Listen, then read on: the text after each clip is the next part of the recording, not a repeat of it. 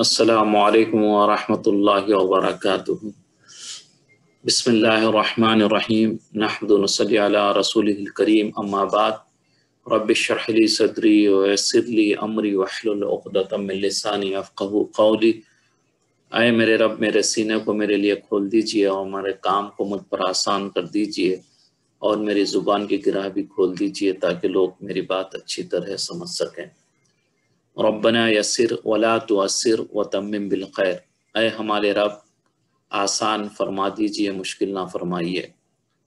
رب زدنی علما، اے میرے رب میرے علم میں اضافہ فرما۔ اللہم فقہنی فی الدین، اے اللہ ہمیں دین کی سمجھ بوجھ عطا فرمائیے یا رب العالمین۔ انشاءاللہ آج جو ہے نا کوشش کریں گے کہ ہم دو ٹاپک کو کور کریں۔ پہلا تو جو ہے شب برات کے تعلق سے جو علماء نے لکھا ہے اس تعلق سے پڑھیں گے، پھر اس کے بعد وقت بچ جائے تو اس میں جو ہے چھٹے پارے کو کنٹینیو کریں گے۔ آج سورہ مائدہ انشاءاللہ سٹارٹ کریں گے۔ شعبان جیسے آپ سب کو پتہ ہی ہوگا کہ 8واں مہینہ ہے اسلامی کیلنڈر سے، تو اس کے رمضان سے پہلے آتا ہے۔ احادیث کی روشنی میں اس کے جو ہے نا ہم فضیلتیں کچھ پڑھیں گے جو آئی ہیں۔ حضرت پہلی حدیث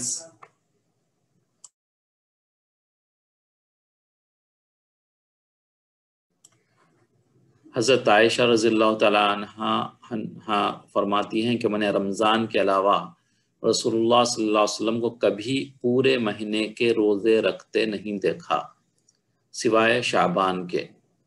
اس کے تقریباً پورے دنوں میں آپ روزے رکھتے تھے۔ صحیح بخاری مسلم کی حدیث میں ہے کہ نبی صلی اللہ علیہ وسلم رمضان کے علاوہ کبھی زیادہ روزے رکھتے تو وہ شعبان کے مہینے میں زیادہ روزے رکھتے تھے۔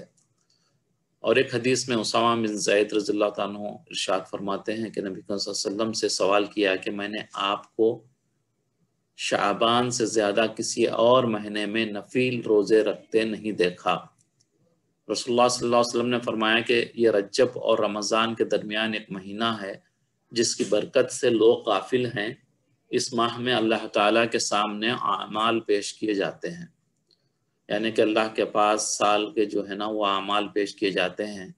میری خواہش ہے کہ میرے اعمال اس حال میں پیش ہوں کہ میں روزے دار ہوں، تو اسی لیے اس میں نبی صلی اللہ علیہ وسلم جو ہے زیادہ روزے رکھا کرتے تھے تاکہ جو ہے جب اللہ تبارک تعالیٰ کے سامنے اعمال پیش ہوں تو میں روزے دار رہوں۔ یہ ابو داؤد اور احمد میں حدیث۔ اور ایک حدیث میں حضرت عائشہ رضی اللہ تعالیٰ عنہ فرماتی ہیں کہ رسول اللہ صلی اللہ علیہ وسلم شعبان کے تقریباً مکمل مہینے میں روزہ رکھتے تھے۔ میں نے پوچھا کہ کیا آپ کو شعبان کے روزے بہت پسند ہیں؟ عائشہ رضی اللہ تعالیٰ عنہ نبی صلی اللہ علیہ وسلم سے سوال کیے کہ آپ کو کیا شعبان کے روزے بہت پسند ہیں؟ تو رسول اللہ صلی اللہ علیہ وسلم نے فرمایا کہ اللہ تعالیٰ اس سال انتقال کرنے والوں جو مرنے والے ہیں آنے والے سال، جیسے آج کل ہر جگہ پہ ہے شعبان کی 15ویں تاریخ، تو آج جو ہے ڈیسائیڈ ہوتا ہے رات میں کہ اگلے سال کون کون لوگ مرنے والے ہیں، ان کے نام اس ماہ میں لکھ دیتا ہے۔ میری خواہش ہے کہ میری موت کا فیصلہ اس حال میں ہو کہ میں روزے دار ہوں۔ یہ بھی ایک حدیث میں ہے کہ اللہ تعالیٰ میری موت کا فیصلہ اس حال میں کرے کہ میں روزے دار ہوں۔ بعض دیگر احادیث میں شعبان کے آخری دنوں میں روزے رکھنے کی ممانعت ہے، یعنی کہ منع ہے، اس لیے کہ رمضان کے روزوں میں اس کا افیکٹ نہ ہو جائے، کیونکہ رمضان کے روزے فرض ہیں اور یہ نفل روزے ہیں۔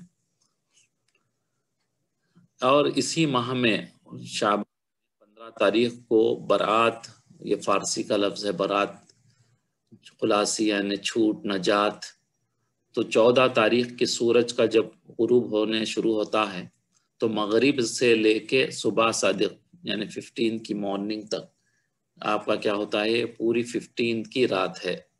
تو اس رات میں بے شمار گناہگاروں کی مغفرت کی جاتی ہے، اس لیے اس شب کو شب برات کہا جاتا ہے، یعنی اس میں خلاصی ملتی ہے، نجات ملتی ہے، چھوٹ ملتی ہے، تو اس کو اسی لیے اس نے فارسی میں شب برات کہتے ہیں۔ اس رات کی فضیلت کے سلسلے میں علماء کے درمیان یعنی شروع سے ہی جو ہے نا اختلاف ہے. بعض علماء اس کو برکت والی رات مانتے ہیں، بعض اس کو نہیں مانتے. بہرحال مختلف علماء میں اس میں اختلاف ہے، لیکن بہت سارے بڑے بڑے علماء اس بات پہ اتفاق کرتے ہیں کہ اس کی اہمیت ہے، اور اس کو جو ہے ضروری نہیں سمجھنا. اگر کوئی نہیں کر رہا تو اسے برا نہیں سمجھنا، لیکن جو ہے آپ اس کو کر سکتے. اور سورہ دخان کی آیت نمبر 3 اور 4 میں بھی اسی سے مراد لیتے ہیں. یہ آیت میں جو ہے انا انزلناہ فی لیلۃ مبارکۃ انا کنا منذرین فیہا یفرق کل امر حکیم، یہی ہے حکم جو دیا جاتا فرشتوں کو. تو اس کے بارے میں علماء میں ڈفرینسز ہے، اس میں جو ہے خیر وہ علمی بحثیں ہیں، اس میں ہم کو اتنا زیادہ جانے کی ضرورت نہیں ہے.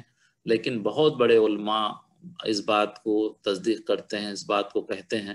جیسے کہ دور حاضر، اس دور کے پریزنٹ دور میں سب سے بڑے علماء میں شمار ہوتا ہے تقی عثمانی صاحب کا. تو وہ بھی کہتے ہیں کہ اس میں اتنے احادیث ہیں تو اس کا انکار کرنا بہتر نہیں ہے.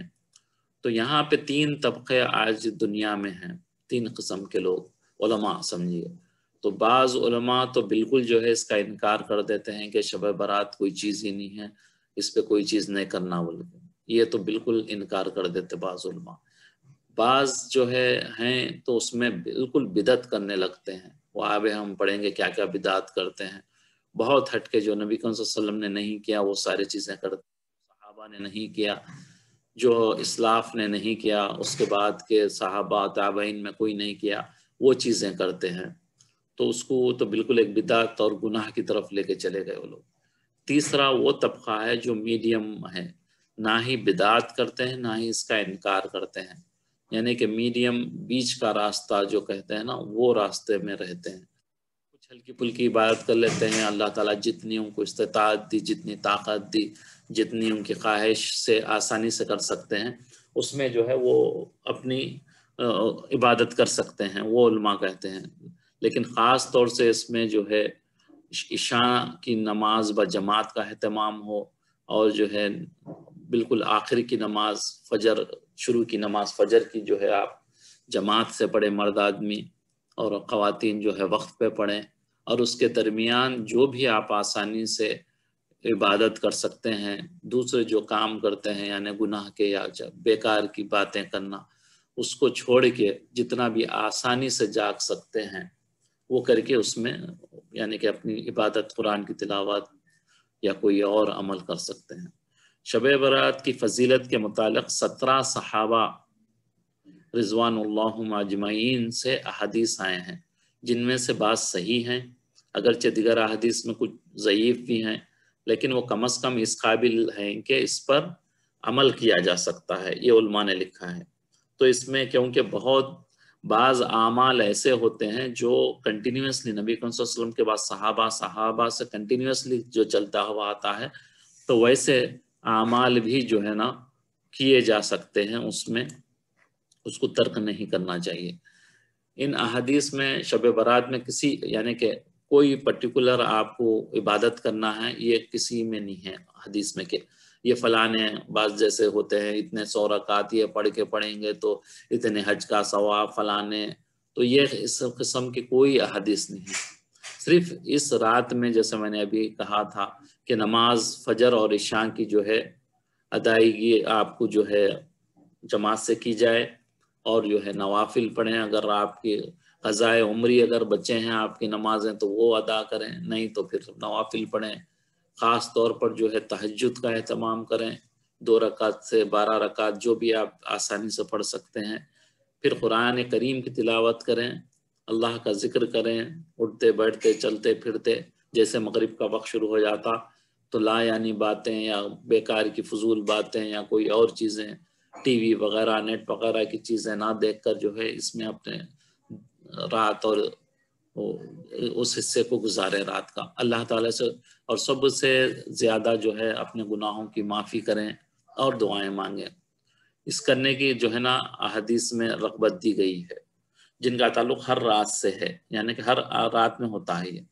اور ان اعمال کا صالحہ کا احادیث صحیح سا ثبوت بھی ملتا ہے، جس پر ساری امت ان جو باتیں کی گئی اس پہ سب کا علماء کا جو ہے اس پہ متفق ہیں، اس پہ سب کا جو ہے رائے ہے کہ اس کو کرنا چاہیے۔ یہ شب برات کی فضیلت سے اور کچھ چند احادیث، حضرت معاذ بن جبل کی روایت ہے کہ رسول اللہ صلی اللہ علیہ وسلم نے فرمایا، اللہ تعالی 15ویں شب یعنی کہ 15 شعبان کو تمام مخلوق کی طرف تجلی فرماتے ہیں اور ساری مخلوق کے سوائے اور بغض رکھنے والے کی مغفرت نہیں فرماتے۔ سب کی مغفرت ہو جاتی ہے، کس کی نہیں ہوتی؟ صرف مشرک جو شرک کرتا ہے۔ شرک کے بارے میں آپ ماشاءاللہ بہت معلومات ہو چکے ہیں آپ لوگوں کو۔ اور بغض رکھنا، کسی سے دشمنی دل میں رکھنا، ایسے لوگوں کی مغفرت نہیں ہوتی، بقیہ ساروں کی اللہ تعالیٰ مغفرت فرما دیتے ہیں۔ اور ایک دوسری حدیث میں ہے کہ قاتل جو قتل کرتے ہیں ان کی بھی مغفرت نہیں ہوتی، اور بغض رکھنے والوں کی اللہ تعالیٰ جو ہے ان کی مغفرت نہیں کرتے۔ حضرت عثمان بن ابی العاص سے روایت، اللہ صلی اللہ علیہ وسلم نے ارشاد فرمایا، 15ویں شب میں اللہ تعالیٰ کی طرف سے آواز لگائی جاتی ہے کہ ہے کوئی مغفرت مانگنے والا کہ میں اس کے گناہوں کو معاف کروں، ہے کوئی سوال کرنے والا کہ میں عطا کروں، جو مانگے میں اسے دوں، ہر سوال کرنے والے کو میں عطا کرتا ہوں، سوائے مشرک اور زانی جو بڑا گناہ جو کرتے ہیں اس کے علاوہ، اور شرک کرنے والے کے علاوہ۔ تو یہ بھی جو ہے نا احادیث کی کتابوں میں آئی ہے۔ تو اس میں جو ہے اللہ تبارک تعالیٰ آواز لگاتے ہیں، ہر رات جیسے لگاتے ہیں، مغفرت کوئی ہے مغفرت مانگنے والا، گناہوں کی بخشش مانگنے والا کہ میں اسے معاف کر دوں۔ اور اللہ تعالیٰ کہتے ہیں کہ کوئی چیز مانگنے والا ہے، صحت، عافیت، یا جو ہے پیسہ، آپ کی کوئی نوکری یا کاروبار، جو بھی ہیں اللہ تعالیٰ عطا فرماتے ہیں اور آواز لگاتے ہیں اللہ تعالیٰ باضابطہ۔ تو اس کو جو ہے ہم کو حاصل کرنے کی کوشش کرنا، خاص طور سے اس رات کو۔ حضرت عائشہ رضی اللہ تعالیٰ عنہ روایت کرتی ہیں کہ میں نے ایک رات رسول اللہ صلی اللہ علیہ وسلم کو اپنے پاس نہ پایا، آپ اپنے بستر پہ نہ پائے، آپ کی تلاش میں نکلی۔ کیا کرے، جب دیکھے آپ حضرت عائشہ رضی اللہ تعالیٰ عنہ کہ آپ بستر پہ موجود نہیں ہیں، تو آپ کیا ہے نکلے آپ کو ڈھونڈنے کے لیے۔ آپ صلی اللہ علیہ وسلم بقیع، جہاں پہ مدینہ منورہ میں جو قبرستان ہے بقیع، جسے جنت البقیع جسے کہتے ہیں، وہاں آپ تشریف فرما تھے۔ آپ نے فرمایا، کیا تمہیں ڈر تھا کہ اللہ تعالیٰ اور اس کے رسول تم پر ظلم کریں گے؟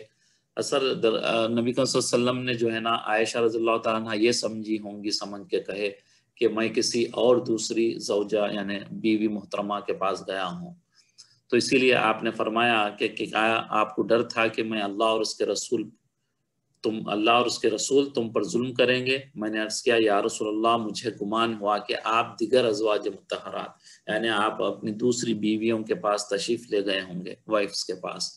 تو آپ نے فرمایا، بے شک اللہ تعالیٰ 15ویں شعبان کی شب کو نچلے آسمان پر نزول فرماتا ہے، اور قبیل کلب بولے تو ایک قبیلہ تھا جن کے پاس بہت ساری بکریاں تھیں، تو وہ بکریوں کے بال آپ اندازہ کریے کتنے بکری ہوتے ہیں، ایک بکری میں کتنے بال ہوتے ہیں، اتنی بڑی تعداد کے لوگوں کی اللہ تبارک تعالیٰ مغفرت فرماتا ہے۔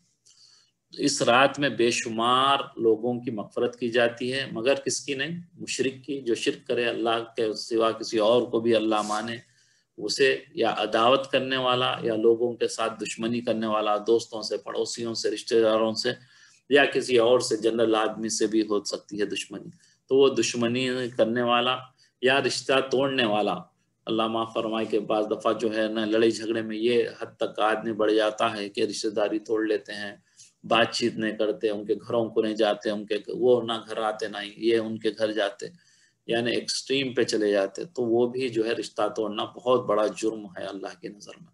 تکبرانہ طور پر ٹخنوں سے نیچے کپڑا پہننے والے، اللہ معاف فرمائے بہت سارے ہم لوگ جو ہے اس میں انوالو ہے، حالانکہ چھوٹی سی چیز ہے، بچ سکتے ہیں، لیکن جو ہے ٹخنوں کے نیچے پہن کے کپڑے بھی، ان کی بھی مغفرت نہیں ہوتی۔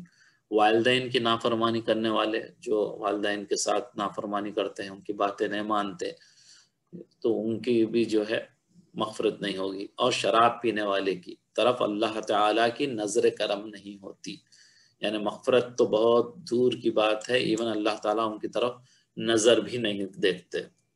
حضرت علی بن ابی طالب رضی اللہ تعالیٰ عنہ سے روایت ہے کہ رسول اللہ صلی اللہ علیہ وسلم نے فرمایا جب شعبان کی 15ویں شب ہو تو اس رات میں قیام کرو، اس دن روزہ رکھو، اس لیے کہ اللہ تعالیٰ غروب آفتاب کے وقت آسمان دنیا پر نزول فرماتے ہیں اور کہتے ہیں کیا کوئی مغفرت طلب کرنے والا ہے کہ میں اس کی مغفرت کروں، کیا کوئی رزق کا تلاشی ہے کہ میں اسے رزق عطا کروں، کیا کوئی مصیبت کا مارا ہے کہ میں اس کی مصیبت دور کروں، کیا کوئی ایسا ہے، کیا کوئی ایسا ہے، حتیٰ کہ صبح صادقین فجر کی نماز تک اللہ تبارک تعالیٰ آواز لگاتے ہیں۔ اگر کوئی آج کہہ دے کیسی بھیڑ لگ جاتی ہے بلیک فرائیڈے بول کے جو ہوتا ہے یا کوئی اور قسم کے جو آپ کے ڈسکاؤنٹ کے سیلز وغیرہ چلتے ہیں، لوگ ایسے گرتے ہیں، مارم ماری پہ آ جاتے ہیں، یعنی کہ اسٹیمپیڈ ہو جاتا ہے، لوگ پھنس جاتے ہیں تھوڑا سا صرف جو ہے نا پرائس کم کرنے کے، ڈسکاؤنٹ لینے کے لیے۔ لیکن اللہ تبارک و تعالیٰ جو حق بات کہتے ہیں ہمیشہ، وہ جو ہے اعلان کر رہے ہیں کہ میں کوئی ہے مغفرت مانگنے والا، میں مغفرت دے دوں۔ کوئی رزق کے لیے آج ساری دنیا پریشان ہے اپنے رزق کو بڑھانے کے لیے، رزق کو یہ کرنے کے لیے، اس کی اللہ تعالیٰ آواز لگا رہے ہیں، لیکن ہم جو ہے نا اس کی آواز پہ لبیک نہیں کہہ کے اس سے نہیں مانگ رہے۔ اور کوئی مصیبت بیماریوں سے چھٹکارا آپ کو مل سکتا ہے، آپ کو پریشانیوں سے چھٹکارا مل سکتا ہے، اللہ تعالیٰ خود آواز لگا رہے ہیں، لیکن ہم لوگ جو ہے غفلت میں پڑے رہتے ہیں۔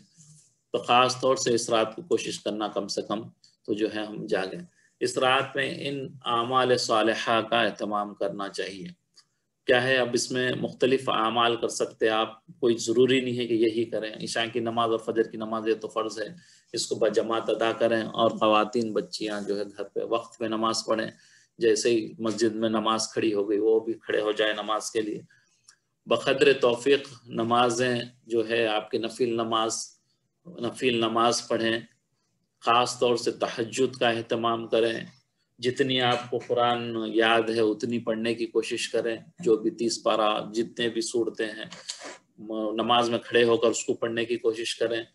اور خاص طور سے جو ہے صلاۃ التسبیح کے بارے میں علماء کہتے ہیں کہ یہ نماز جو ہے اس کو بھی پڑھنے کی کوشش کریں۔ بعض علماء تو کہتے ہیں کہ روز پڑھنے کی کوشش کریں، نہ پڑھ سکے تو ہفتے میں ایک بار پڑھنے کی کوشش کریں، ہفتے میں نہ پڑھے تو مہینے میں ایک بار پڑھنے کی کوشش کریں، مہینے میں نہ تو کم سے کم سال میں ایک بار پڑھنے کی کوشش کریں، حتیٰ کہ زندگی میں کم سے کم ایک دفعہ اس نماز کو پڑھنے کے لیے کہتے ہیں۔ اس نماز کی بہت ساری ابھی ہم فضیلت بھی پڑھیں گے، اسے پڑھنا بھی کیسے ہے پڑھیں گے تھوڑا ڈیٹیل میں اس نماز کو، لیکن اس میں ایک بات ضرور ہے، اگر یہ آپ نماز پڑھیں گے تو نماز کا کانسنٹریشن میں بہت اضافہ ہوتا ہے۔ جیسے آپ تسبیحات پڑھتے ہیں، رکوع لمبا کا ہوتا ہے، اس میں سجدہ تھوڑا لمبا ہو جاتا ہے، تو اس کی وجہ سے جو ہے کانسنٹریشن جو ہوتا ہے وہ جو ہے بہت امپروو ہوتا ہے۔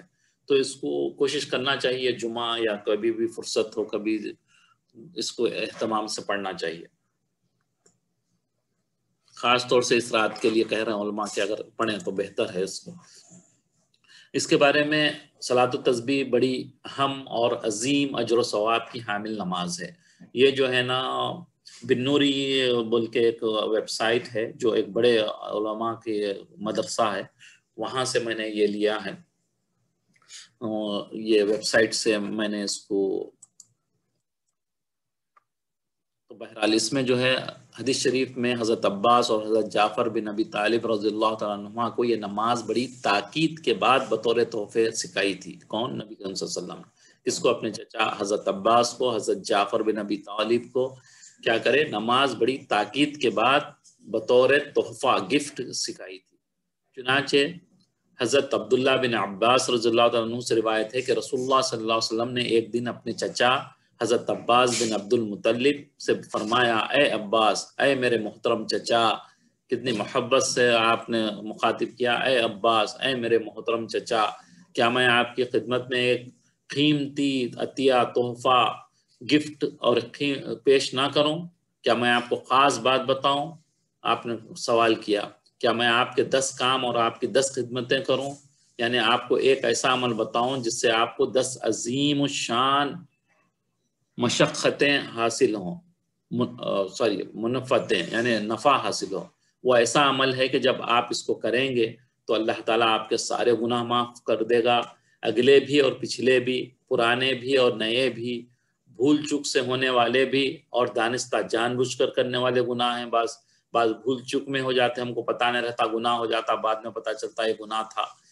صغیرہ بھی اور کبیرہ بھی، اور کیا ہے، چھوٹے گناہ بھی، بڑے گناہ بھی، ڈھکے چھپے گناہ بھی، یعنی جو آپ اپنے تنہائی میں کرنے والے گناہ، جیسے اب آپ موبائل پہ کچھ دیکھ رہے ہیں، کوئی فلمیں، کوئی گانے، کوئی ناچ، کوئی غیر محرم کی تصویر، یہ بھی آپ کر رہے ہیں، یہ چھپے میں ہو رہا سو گناہ ہے، ڈھکے چھپے، کسی کو پتہ نہیں آپ کیا گناہ ہو رہا، اور علانیہ یا آپ جان کسی کے ساتھ مل کے کر رہے ہیں گناہ، وہ بھی اللہ تبارک تعالیٰ معاف فرما دیتے ہیں۔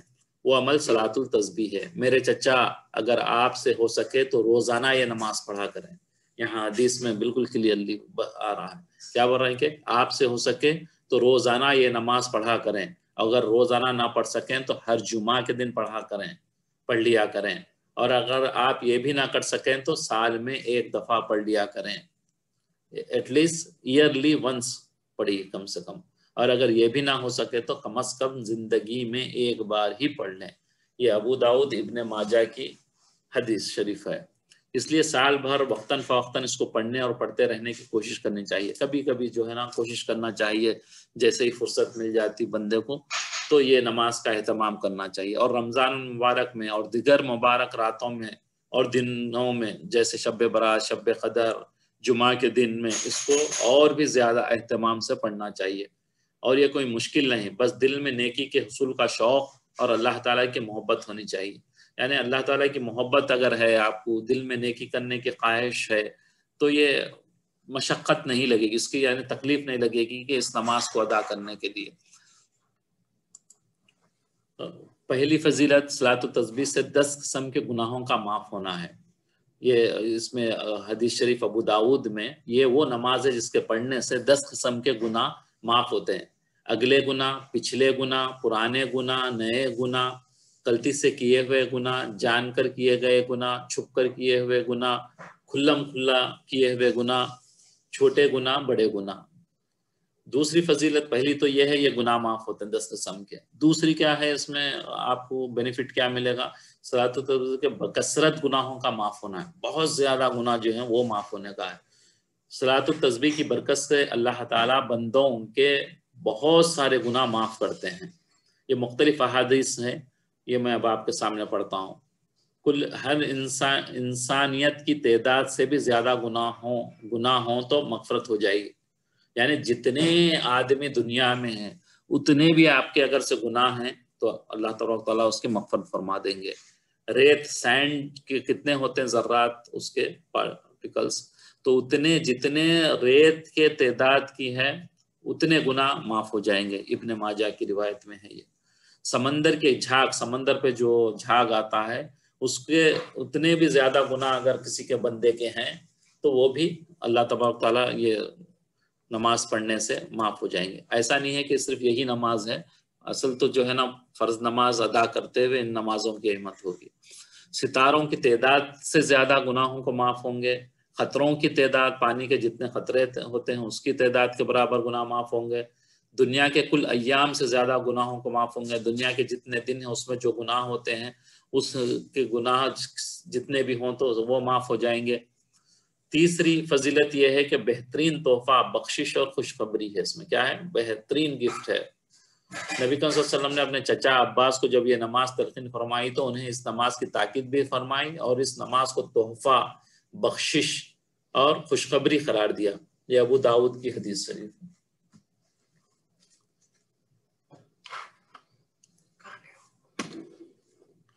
یہ ابو داؤد کی حدیث شریف ہے۔ چوتھی فضیلت کیا ہے آپ کی اس میں، کہ صلاۃ التسبیح ایک بڑی فضیلت یہ ہے کہ اسے ادا کرتے ہوئے بندے کو 300 مرتبہ کیا ہو، تیسرے کلمہ سبحان اللہ والحمد للہ ولا الہ الا اللہ واللہ اکبر کی صورت میں اللہ تعالیٰ کی حمد و ثنا پر مشتمل بہترین کلمے پڑھنے کی سعادت حاصل ہوتی ہے۔ اور تیسرا کلمہ بذات خود اٹ سیلف کیا ہے، انتہائی بابرکت ہے۔ اس میں توحید ہے، اللہ سبحانہ وتعالیٰ کی پاکی بیان ہے، اللہ کا شکر ادا کرنا ہے، اور جو ہے اس کی حمد بیان کرنا ہے، اور توحید ہے۔ تو انتہائی بابرکت عظیم الشان اجر و ثواب کا حامل ہے، اس سے اجر و ثواب ملتا ہے۔ یہ کلمہ پڑھنے سے کیا ہوتا ہے، ایک مرتبہ جو کلمہ پڑھے گا تو پر جنت میں درخت لگا دیا جاتا ہے۔ کیا ہے، آپ کی جنت، جس کی جنت ہے وہ بنجر ہے، اس پہ کوئی چیز نہیں ہے۔ آپ جتنے اچھے اعمال کرتے جائیں گے تو جنت میں درخت لگیں گے، اس میں محل بنیں گے۔ تو یہ کلمہ پڑھیں گے آپ ایک دفعہ، جیسے اب ہم نے ایک پڑھا، آپ نے ایک سنا ابھی، تو ایک درخت ہمارا انشاءاللہ جنت میں لگ گیا ہوگا۔ تو مذکور جو کلمہ پڑھیں گے تو ایک جنت ہوگا۔ یہ کلمہ اللہ تعالیٰ، دوسرا کیا ہے، یہ کلمہ اللہ تعالیٰ کے نزدیک سب سے محبوب کلمہ ہے۔ مسلم شریف کی حدیث میں جنت ایک چٹیل میدان ہے اور مذکورہ کلمہ جنت کے پودے ہیں۔ جیسے میں نے ابھی کہا تھا کہ چٹیل میدان، اس میں کوئی چیز نہیں ہے، بالکل ایمٹی ہے۔ جب آپ پڑھیں گے تو اس میں کیا ہوتا ہے، پودا لگ جاتا ہے، ایک درخت لگ جاتا ہے، ٹری لگ جاتا ہے اس میں۔ اس کلمے کے اندر پائے جانے والے ہر ایک کلمے کا ثواب بہت پہاڑ سے زیادہ ہے۔ اللہ اکبر۔ طبرانی کی حدیث ہے، اس میں کیا ہے، وہ رہا ہے کہ ایک کلمہ اس میں جیسے سبحان اللہ بولیں گے تو آپ ایک احد کے پہاڑ کے برابر اجر ملے گا۔ اس کلمے کے پڑھنے پر ہر حرف کے بدلے 10 نیکیاں لکھی جائیں گی۔ ہر کلمے پہ 10 نیکی ملیں گی۔ اس کلمے کا ورد جہنم کی آگ سے بچنے کے لیے بہترین ڈھال ہے۔ یہ سب احادیث ہیں، میں اس کے حوالے نہیں پڑھ رہا ہوں آپ لوگ کو۔ اور جو ہے یہ کلمہ پڑھنے والے کے لیے فرشتے استغفار کرتے ہیں، دعائیں مغفرت کرتے ہیں۔ فرشتے کون ہیں، بالکل معصوم کی دعا قبول ہوتی ہے۔ جیسے ہم کہتے ہیں نا، بچے ہیں معصوم ہیں، آپ دعا کریے، ہم دعا قبول ہوتی بچوں کی، کیونکہ گناہ نہیں ہوتے تو اللہ کے پاس قبول ہو جاتی۔ تو فرشتے ہمارے لیے استغفار کرتے ہیں جو یہ کلمہ پڑھتا ہے۔ اس کلمے کا کثرت سے ورد کرنے والا افضل ترین مومن ہے۔ اس کلمے کا پڑھنا گناہوں کی مغفرت، بخشش کے حصول کا بہترین ذریعہ ہے۔ اس کلمے کا ہر کلمہ صدقہ کرنے کے برابر ثواب رکھتا ہے۔ یعنی آپ کوئی چیز اللہ کے راستے میں خرچ کر رہے ہیں تو وہ صدقے کے حساب میں آپ کو اجر ملے گا۔ یہ کلمہ میزان عمل میں بہت بھاری ثابت ہونے والا کلمہ ہے۔ یعنی ہر انسان کے جو ہے اعمال تولے جائیں گے، ترازو ہوگا، اس میں تولا جائے گا، وہ اللہ جانتے ہیں کیسا ترازو ہوگا۔ تو اس میں اعمال جب تلیں گے تو یہ بہت وزنی ہوں گے۔ اس میں یہ کلمہ قرآن کریم پڑھنے سے عاجز شخص کے لیے بہترین بدل ہے۔ یعنی خدا نخواستہ کوئی قرآن پڑھ نہیں سکتا کسی وجہ سے، یا وہ آتی نہیں ہے، سیکھنا تو چاہیے، اگر نہیں سیکھ سکا، اس عمر میں پہنچ گیا تو اس کے نہیں پڑھنے کی وجہ سے یہ پڑھے گا تو وہ تقریباً برابر ہوگا، اس جیسا تو نہیں ہوگا، لیکن اس کے بعد یہی کلمہ ہے قرآن کے بعد۔ اب اس میں بہت سارے علماء کے بھی اقوال ہیں اور میں اس کو نہیں پڑھتا، جس میں جو ہے نا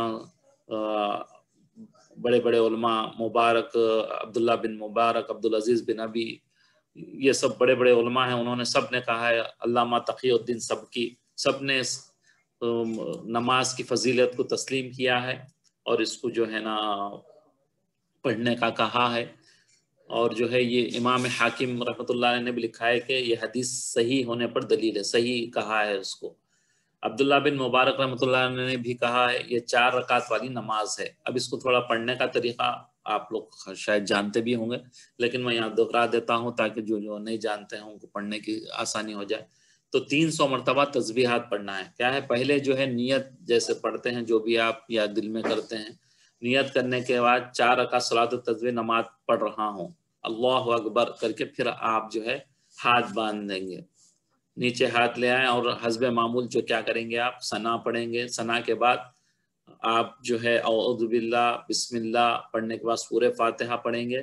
پھر اس کے بعد کیا کریں گے، سبحان اللہ والحمد للہ ولا الہ الا اللہ واللہ اکبر 15 دفعہ پڑھیں گے۔ پہلی بار کیا کریں گے، 15 دفعہ پڑھیں گے آپ۔ جیسے آپ ضم سورہ پڑھ لیے، پڑھ لینے کے بعد 15 مرتبہ سبحان اللہ والحمد للہ ولا الہ الا اللہ واللہ اکبر، یہ جو ہے نا کتنے دفعہ پڑھیں گے، 15 دفعہ۔ اس کے بعد کیا کریں گے، آپ رکوع میں جانے کے بعد حسب معمول 3 دفعہ، جیسے آپ رکوع میں جاتے ہو ویسے ہی رکوع میں چلے جائیں گے، سبحان ربی العظیم آپ کتنی دفعہ جیسے ہی پڑھتے ہیں آپ، 3، 7، 9 جو بھی پڑھتے ہیں آپ۔ تو اس کے بعد کیا کریں گے، 10 مرتبہ یہی تسبیح پڑھیں گے، سبحان اللہ والحمد للہ ولا الہ الا اللہ واللہ اکبر، کتنے، 10 دفعہ، کتنے ہو گئے، 25 ہو گیا۔ پھر اللہ اکبر کہتے ہوئے کیا کریں گے، رکوع سے اٹھیں گے آپ، سمیع اللہ لمن حمیدہ کہہ کے رکوع سے اٹھیں گے. رکوع سے اٹھنے کے بعد کیا کریں گے؟ 10 مرتبہ ربنا لک الحمد کہنے کے بعد 10 مرتبہ اسی جو ہے پڑھیں گے یہی دعا کو، سبحان اللہ والحمد للہ ولا الہ الا اللہ اللہ اکبر. کتنے ہو گئے اب؟ 15 10 35 ہو گئے، 35 ہو گئے. اس کے بعد اللہ اکبر کہتے ہوئے سجدے میں جائیں گے. سبحان ربی الاعلیٰ جیسے آپ 3 7 9 جو بھی مرتبہ پڑھتے ہیں آپ پڑھنے کے بعد پھر 10 مرتبہ یہی دعا پڑھیں گے. تو یہ کتنے ہو گئے آپ؟ 35 45 ہو گئے.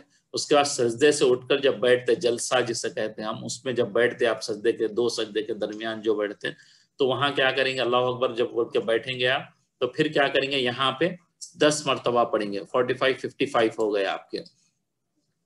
پھر دوسرے سجدے میں جائیں گے تو کیا کریں گے؟ پھر 10 مرتبہ سبحان اللہ والحمد للہ ولا الہ الا اللہ اللہ اکبر. دوسرے سجدے کے بعد بیٹھ کر مسکرہ اور تسبیح پڑھ کے دوسری رکعت کے لیے کھڑے ہو جانا ہے. تو اب یہ ٹوٹل کتنے ہو گیا آپ کے؟ پورے 75 ہو گئے آپ کے 6 تک. تو اسی طریقے سے یہ آپ ریپیٹ کریں گے 75 75 ہر رکعت میں. ٹوٹل آپ کے 4 رکعت میں 300 جو ہے آپ کے تسبیح ہو جائے گی. پھر دوسرا طریقہ حضرت عبداللہ بن مبارک سے ایک اور طریقہ بھی ثابت ہے. وہ طریقہ یہ ہے، نیت باندھنے کے بعد ثنا پڑھے اور اس کے بعد 15 مرتبہ یہ تسبیحات پڑھیں. پھر اعوذ باللہ بسم اللہ سورہ فاتحہ اور دوسری سورت کی قرأت سے فارغ ہونے کے بعد رکوع میں جانے سے پہلے، رکوع سے جانے سے پہلے کوئی بھی آپ طریقہ کر سکتے ہو، جو میں پچھلے جو بولا وہی طریقہ آسان ہے، اس کو عمل کر سکتے ہیں. یہ صحیح حدیث سے اس کا ثابت ہے، تو اس کو کوشش کرنا چاہیے کہ ہم اس کو کم سے کم ایک آدھ دفعہ اس کو ضرور پڑھیں. اب جو ہے ٹھیک ہے، اب تھوڑا ٹائم ہے تو انشاءاللہ سورہ مائدہ کو پڑھتے ہیں. سورہ مائدہ اسے کیوں کہتے ہیں؟ اس سورہ کے 15ویں رکوع میں مائدہ کا لفظ آیا ہے. مائدہ سے مراد عربی کے کھانوں سے سجے ہوئے دسترخوان کو کہتے ہیں. عربی میں کیا کہتے ہیں؟ جو کھانوں کا دستر جو ہم بچھاتے ہیں اس کو مائدہ کہتے ہیں. حضرت عیسیٰ علیہ السلام کے حواری جو ان کے ساتھی تھے، آپ سے درخواست کی تھی کہ آسمان سے مائدہ یعنی کہ کھانے کا دسترخوان آئے، ان کے لیے اترے. اس واقعے کا اس صورت میں بیان ہے، اس لیے اس کو علامت کے طور پر اس صورت کے نام کی حیثیت دے دی ہے. اسی لیے جو ہے نا نام آ رہا ہے اس میں، جو ان کے حواری جو ان کے ساتھی تھے، اللہ کے نبی جو عیسیٰ نبی اللہ تھے، ان سے بولے کہ اوپر سے جو ہے ہم کو کھانے کا دستر آئے، تو اس کی ذکر کی وجہ سے سورہ کا نام ہے. اور دوسرا نام بھی ہے اس کا عقود، یعنی کہ آپ کے عہد، ایگریمنٹ کہیے آپ، تو اس کو وہ بھی کہتے ہیں. کیونکہ پہلی آیت میں یہی ہے عہد ایگریمنٹس کے بارے میں. یا ایھا الذین آمنوا، اعوذ باللہ من الشیطان الرجیم، بسم اللہ الرحمن الرحیم. یا ایھا الذین آمنوا اوفوا بالعقود.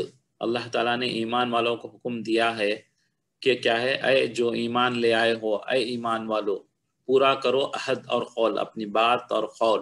یہاں پہ 2 قسم کے عہد ہیں.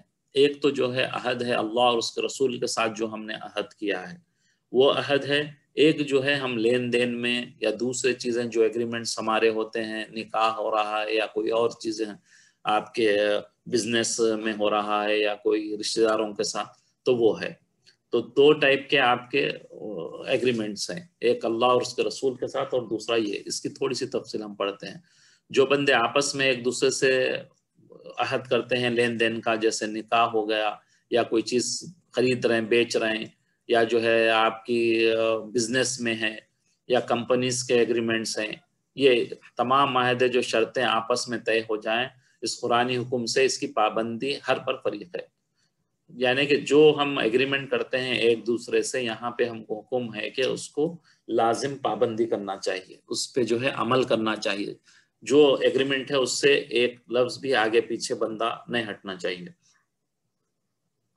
اور کیا یہ واجب ہے اور جائز کی قید اس لیے لگائی کہ خلاف شرع شرط لگانا یا اس کا قبول کرنا کسی کے لیے جائز نہیں. البتہ جو ہے نا خدا نہ خواستہ آپ ایگریمنٹ کر رہے ہیں، لیکن اس میں ایگریمنٹ میں ایسی بات نہ ہو جو شریعت کے خلاف ہو، جو نبی کریم صلی اللہ علیہ وسلم اور اللہ کے حکم کے خلاف کوئی بات ہو، تو اس پہ عمل نہیں ہوگا. جیسے بعض چیزیں ہوتی ہیں، جیسے وراثت کا لے لیجئے آپ کو. تو اگر وراثت میں جو بچوں کا جو اللہ تعالیٰ نے جو حکم نازل کیا ہے جیسے مرد کے بوائے ہے تو اس کو جو ہے ڈبل اور گرل کو جو ہے ہاف اس کا، تو لیکن اب وہ جو ہے نا نہیں آپ اس کے دوسرا ایگریمنٹ کر کے ہیں نہیں میں بڑھ کے دوں گا یا کم دوں گا، تو اس قسم کے ایگریمنٹس آپ کے انویلڈ ہو جائیں گے. لیکن جو اسلام میں ہے وہ جو ہے ویلڈ ہوتے ہیں، جو بھی آپ عہد کریں گے، معاہدہ کریں گے، ایگریمنٹ کریں گے. اور جو ہے جیسے کسی چیز کی نظر ماننا، بعض دفعہ جو بھائی میرا یہ کام ہو جائے تو میں اللہ کے راستے میں پیسے خرچ کروں گا، یا اللہ کے راستے میں میرے اگر سے میرا یہ کام ہو جائے مجھے فلانی چیز مل جائے تو میں اتنی رکعت نمازیں پڑھوں گا یا اتنے روزے رکھوں گا.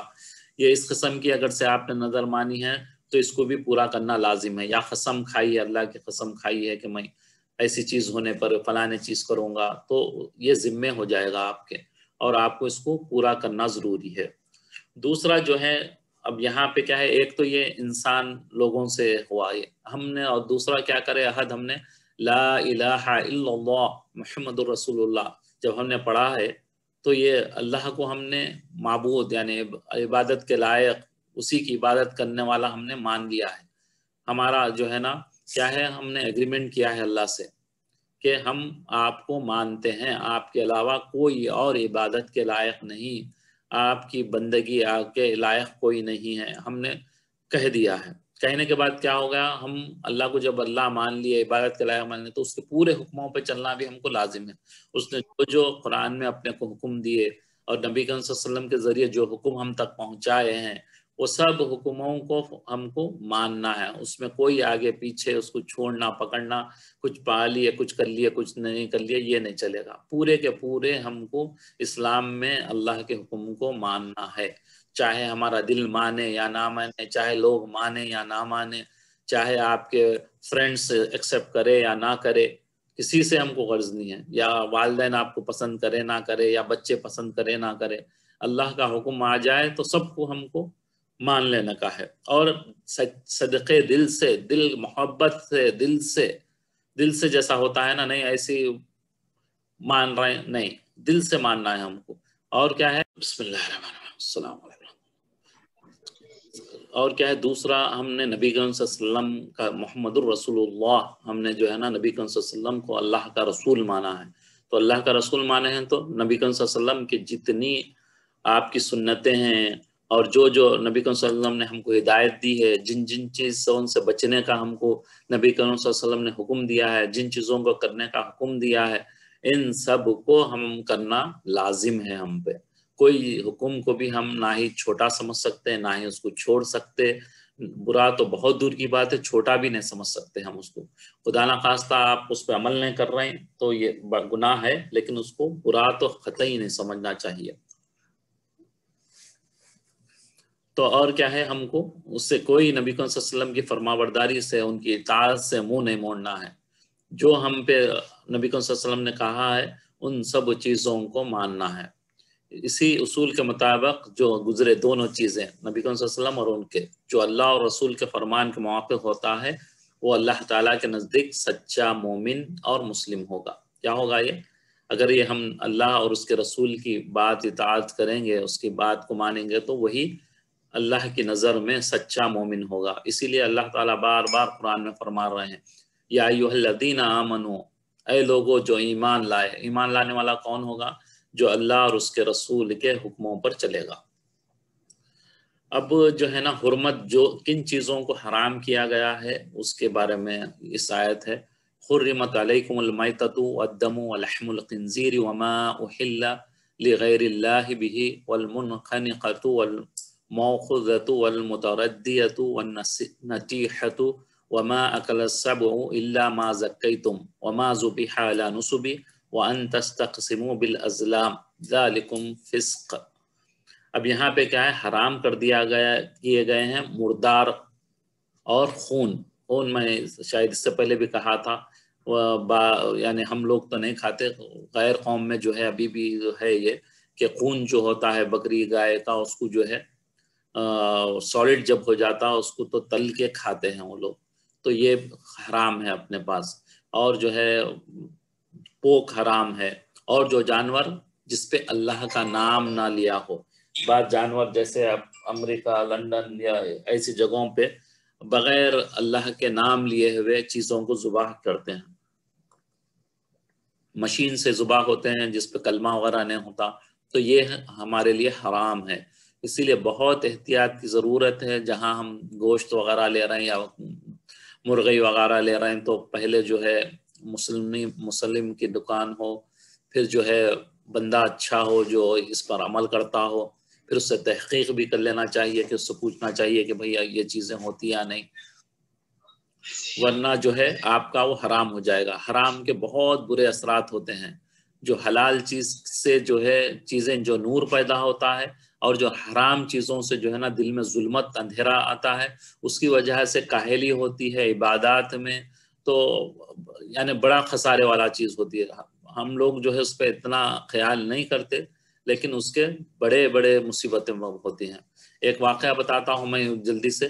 ایک بڑے عالم دین ہیں جو امریکہ، لنڈن، یعنی بہت سارے جگہوں پہ، انڈیا، پاکستان، بہت سے مدارس ہیں ان کے جو ہے نا وہ سرپرست ہیں، وہ نگران کرنے والے ہیں، وہ بڑے ہیں اس کے. تو ایک امریکہ کے بھی مدرسے کے وہ نگران تھے. ہر ہمیشہ جا کے وہاں پہ جو ہے بچوں کا پورا بچوں کی جو ہے ان کا پرفارمنس دیکھتے تھے وہ. تو ایک دفعہ جا کے جب پرفارمنس دیکھے تو سب بچے ٹھیک کر رہے تھے، ایک بچہ ٹھیک نہیں کر رہا تھا. تو اس کو جو ہے نا پھر دوبارہ جو ہے اس سے پوچھے کہ استاد کو بلائے، پہلے پوچھے کہ وہ بچہ یہ نہیں کر رہا، آپ برابر ٹائم دے رہے یا نہیں دے رہے. تو استاد نے کہا کہ ہم تو ٹائم برابر دے رہے ہیں لیکن بچہ جو ہے برابر امپروو نہیں کر رہا. تو پھر ان کے والدین کو بلائے، پیرنٹس کو بلائے، بولے کیوں بچہ گھر پہ نہیں پڑھتا کیا؟ بولے نہیں، گھر پہ تو ٹھیک محنت کرتا ہے لیکن کیوں پھر اس میں امپروومنٹ نہ ہو رہا؟ تو پھر وہ بولے کہ کھانے میں کیا دیتے بچے کو؟ تو بولے کہ کھانے میں تو ہم گھر کا کھانا دیتے. پھر بولے نہیں آپ سوچئے. تو بولے ہاں، ہم مدرسے کو جب جاتے تو راستے میں برگر ملتا ہے، تو وہ برگر لے کے ہم اس کو خرید کے دے دیتے. تو پھر فوری جب وہ بڑے عالم صاحب جو ہیں وہ انہوں نے کہا کہ بھئی آپ یہ بچے کو یہ برگر بند کر دیجئے، کیونکہ جو برگر بنانے والا ہے پتہ نہیں وہ حلال ہے حرام ہے، بسم اللہ سے بنا رہا، اس میں جو ہے نا کتنی ظلمت ہے پتہ نہیں، اسے بند کریے. جیسے وہ لوگ جو ہے نا پھر کچھ مہینوں سال کے بعد پھر وہ واپس آئے، جب پھر بچے کا دیکھے پروگریس، تو ماشاءاللہ وہ بچے نے بہت اچھا عمدہ کیا تھا.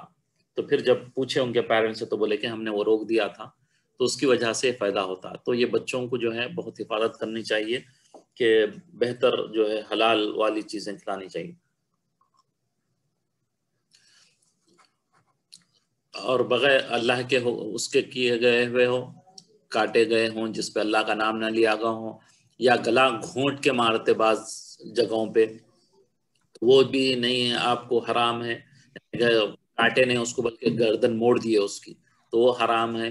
اور جو ہے چوٹ کھا کر، یعنی آپ تیر مارا تھا یا کوئی اور چیز سے وہ گر گیا تھا، اس کے بعد وہ مر گیا تو وہ بھی حرام ہے. گر کر مرا، یا کوئی اوپر سے اونچائی سے جا رہا تھا وہاں سے گر گیا کوئی بکری بیل، وہ مر گیا تو وہ بھی حرام ہے آپ کا.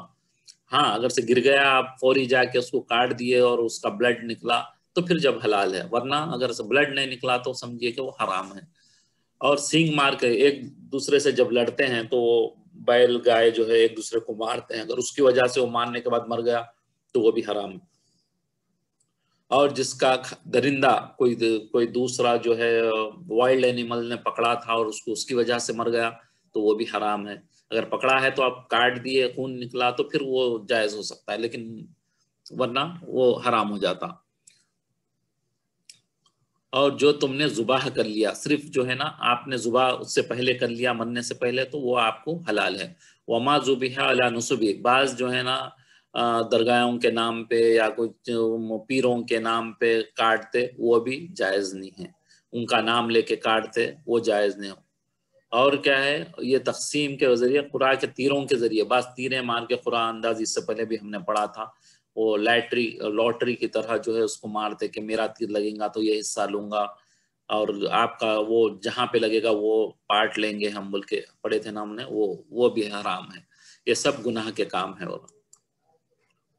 11 قسم کے حرام ہیں. اب اس میں جو ہے نا ڈیٹیل میں تو ٹائم ہم کو اتنا نہیں ملے گا، اس کو دھیرے پڑھ لیتے ہیں. ایک مردار جو ہے مرا ہوا جانور جیسے ہے، ایسا مردار جانور کا گوشت یعنی میڈیکلی بھی جو ہے یہ بالکل انسان کے لیے یعنی کہ نقصان دہ ہے. اس میں بہت یعنی کہ بیماریاں ہوتے ہیں جب بلڈ پورا کمپلیٹ نہ نکل جاتا. اور کیا ہے بہتا ہوا خون، جیسے میں نے کہا تھا وہ بہتے ہوئے خون سے بناتے ہیں، لیکن اس میں کلیجی تلی یہ جمع یہ جو ہے نا منع نہیں ہے، اس کو کھا سکتے آپ، بلکہ دوسرا جو خون جو نکلتا ہے خاص طور سے اس کو رکھ کے جو ہے وہ لوگ بناتے ہیں وہ حرام ہے۔ اور اسی طریقے سے پگ یا پوک کا گوشت حرام ہے، اس کی چربی حرام ہے، بہت سارے چیزوں میں جو ہے نا اس کی چربی ایڈ ہوتی ہے، فیٹ جو ہوتا ہے اس کا، تو وہ بھی دیکھ سمجھ کے خاص طور سے دوسرے جو ملکوں میں ہوتے ہیں وہاں احتیاط سے کرنا چاہیے، اس میں یہ چیزیں ملائے جاتے ہیں، اس کے ہڈی، اس کے بونز ملاتے، کھال، اس کی جو ہے کیا بولتے ہیں آپ کے اسکن ہو گئی، اس کے بال ہو گئے، یہ سب چیزیں حرام ہے ان چیزوں کا استعمال۔ اللہ کے نام کے سوا جو ہے کسی کے نام پہ کاٹے ہیں تو وہ حرام ہے، گلا دبا کر مارنا، کوئی بھی چیز کو جو ہے گردن موڑ کے جیسے کرتے ہیں تو وہ بھی حرام ہے، چوٹ لگنے والا حرام ہے، ٹکر کھا کے اگر کوئی جانور کسی گاڑی سے ٹکر کھا گیا تو وہ بھی حرام ہے، درندے کا مارا ہوا جیسے کوئی وائلڈ اینیمل نے مارا ہے، صرف ذبح کیا ہوا حلال ہے ہمارے لیے۔ ان کے نام پہ کاٹا ہوا حرام ہے، فال یا جوے کے تیروں سے جیسے ہم نے یہ بھی پڑھا تھا وہ بھی حرام ہے۔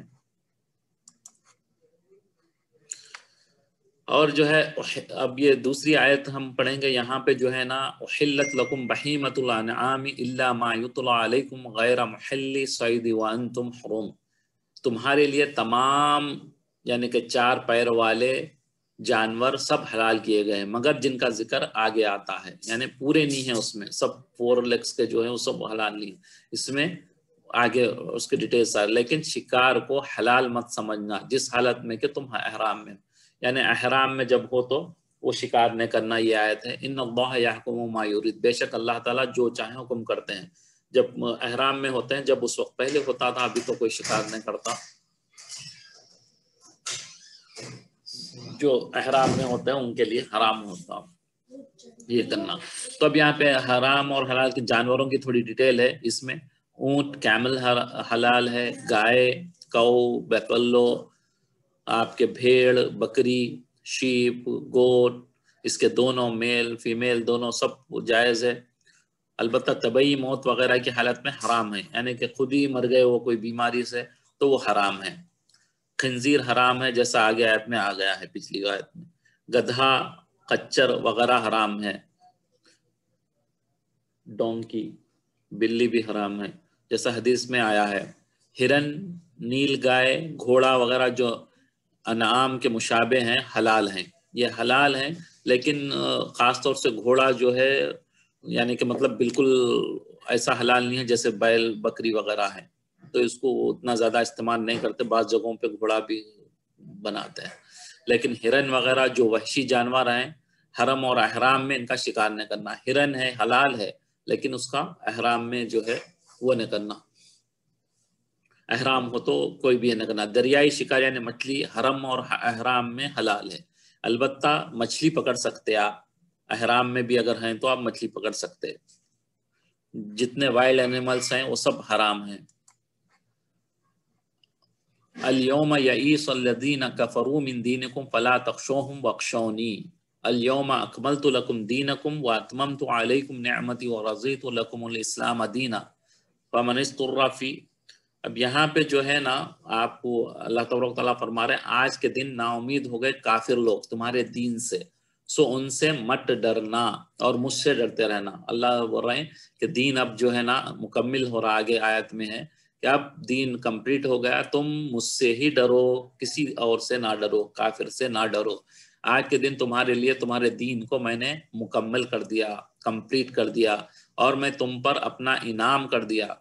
یہ دین کمپلیٹ کیا ہے؟ ہم پہ ایک بہت بڑا اللہ کا انعام ہے، اللہ تعالیٰ نے ہم کو ایک گفٹ دیا ہے دین اسلام ہمارا، تو اس لیے کہ اللہ تعالیٰ فرما رہے ہیں کہ یہ تمہارے پر انعام ہے اور میں اسلام کو تمہارے دین بننے کے لیے پسند کیا ہے، یعنی کہ صرف جو ہے نا اللہ کو پسند کیا ہے؟ اسلام پسند ہے، دوسرا کوئی دین اللہ کے پاس ناقابل قبول ہے، اس کو لے کر اگر کوئی پہنچے گا تو یہ ناقابل قبول ہے۔ اس آیت کا یہ حصہ رسول اللہ صلی اللہ علیہ وسلم کے حجۃ الوداع، جب آخری حج تھا نبی کریم صلی اللہ علیہ وسلم کا، آخری حج جو تھا تو اس وقت عرفہ کے روز یعنی 9 ذی الحج کو جمعہ کے دن بوقت اثر میدان عرفات میں نازل ہوا. میدان عرفات میں جب تھے آپ نبی کریم صلی اللہ علیہ وسلم 9 ذی الحج کو، تو اس وقت جو ہے نا یہ آیت آئی تھی، جبکہ مسلمانوں کو بحمداللہ اطمینان کی زندگی میسر تھی. مکہ فتح ہو چکا تھا، جیت چکے تھے، سارے عرب اسلام قبول کر چکا تھا، سارے عرب جتنے تھے سب مسلم ہو چکے تھے. عرب میں ہر جانب منادی کرا دی گئی کہ رسول اللہ صلی اللہ علیہ وسلم حج کے لیے مدینے سے مکہ معظمہ جانے والے ہیں. یعنی سب جگہ اعلان ہو گیا، سب کو انفارم کر دیا گیا کہ نبی کریم صلی اللہ علیہ وسلم مدینے سے مکے کو حج کے لیے جانے والے ہیں. کیا ہے، سمندر حضور صلی اللہ علیہ وسلم کے ساتھ حج کرنے کے شوق میں ٹوٹ پڑا. بہت سارے لوگوں نے نبی کریم صلی اللہ علیہ وسلم کے ساتھ حج کرنے کے لیے بہت بڑی بھیڑ جمع ہو گئی. 9 ذی الحجہ کو عرفات کے میدان میں اونٹنی پر سوار ہو کر حضور صلی اللہ علیہ وسلم تشریف لائے اور اونٹنی پر بیٹھے بیٹھے خطبہ ارشاد فرمائے. آپ نے خطبہ دیا، یعنی بات کی سب سے، جبکہ قریب 1,24,000 صحابہ اکرام آپ کے گرد جمع تھے. یہ صحابہ کی تعداد آئی ہے کہ جب اس وقت عرفہ کے دن کیا تھے، اتنے عرفات میں اتنے 1,24,000 صحابہ موجود تھے. قدرت خداوندی کا عجیب نظارہ تھا.